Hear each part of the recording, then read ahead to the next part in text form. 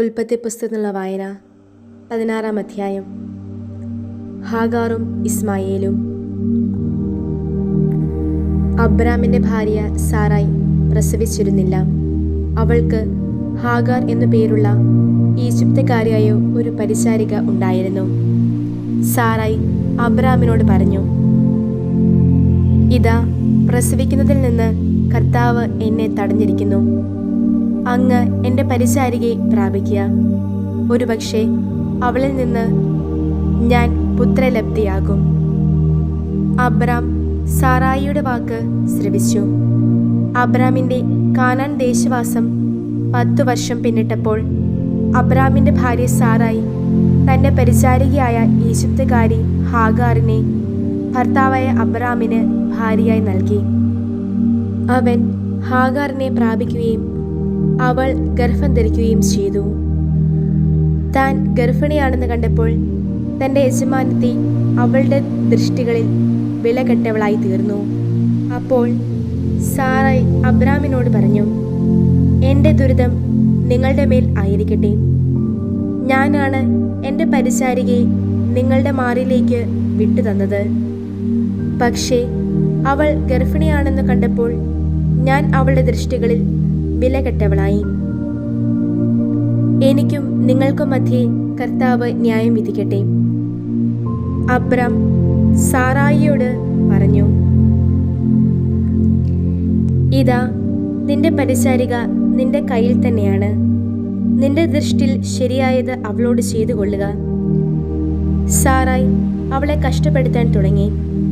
അപ്പോൾ അവൾ അവളുടെ മുൻപിൽ നിന്ന് ഓടിപ്പോയി. എന്നാൽ കർത്താവിൻ്റെ ദൂതൻ മരുഭൂമിയിലുള്ള ഒരു നീരുറവയുടെ, ശൂറിലേക്കുള്ള വഴിയിലുള്ള ഉറവയുടെ അരികെ അവളെ കണ്ടെത്തി. അവൻ ചോദിച്ചു, സാറായിയുടെ പരിചാരികയായ ഹാഗാർ, നീ എവിടെ നിന്ന് വരുന്നു? എങ്ങോട്ട് പോകുന്നു? അവൾ മറുപടി പറഞ്ഞു, ഞാൻ എൻ്റെ യജമാനത്തിയായ സാറായിയുടെ മുൻപിൽ നിന്ന് ഓടിപ്പോവുകയാണ്.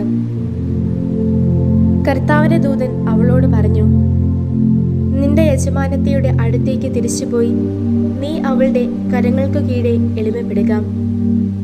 കർത്താവിൻ്റെ ദൂതൻ അവളോട് തുടർന്ന് പറഞ്ഞു, എണ്ണിയാൽ തീരാത്ത വണ്ണം അത്രയധികമായി നിന്റെ സന്തതിയെ ഞാൻ തീർച്ചയായും വർദ്ധിപ്പിക്കും. കർത്താവിൻ്റെ ദൂതൻ അവളോട് പറഞ്ഞു, ഇതാ, നീ ഗർഭവതിയായിരിക്കുന്നു. നീ ഒരു പുത്രനെ പ്രസവിക്കും. ഇസ്മായേൽ ഇന്ന് നീ അവന് പേരിടണം. കാരണം കർത്താവ് നിന്റെ കഷ്ടത ശ്രവിച്ചിരിക്കുന്നു. കാട്ടുകഴുതയ്ക്കൊത്ത മനുഷ്യനായിരിക്കും അവൻ. അവൻ്റെ കൈ എല്ലാവർക്കുമെതിരെയും എല്ലാവരുടെയും കൈ അവനെതിരെയും ആയിരിക്കും. തൻ്റെ എല്ലാ സഹോദരങ്ങൾക്കുമെതിരായി അവൻ വാസമുറപ്പിക്കും. തന്നോട് സംസാരിച്ച കർത്താവിന് അവൾ അത്ത എൽറോയ് എന്നു പേരിട്ടു. കാരണം എന്നെ കാണുന്നവനായ ദൈവത്തെ പിന്നീട് ഞാനും ഇവിടെ വെച്ച് കണ്ടല്ലോ എന്ന് അവൾ പറഞ്ഞു. അതുകൊണ്ട് ആ കിണറിനെ ബേർ ലഹൈറോയി എന്ന് വിളിച്ചു. അത് കാദേശിനും ബേരദിനും ഇടയ്ക്കാണ്. ഹാഗാർ അബ്രാമിന് ഒരു പുത്രനെ പ്രസവിച്ചു.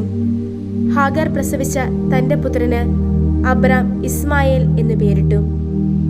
ഹാഗാർ അബ്രാമിന് വേണ്ടി ഇസ്മായിലിനെ പ്രസവിക്കുമ്പോൾ അബ്രാമിന് 86 വയസ്സായിരുന്നു.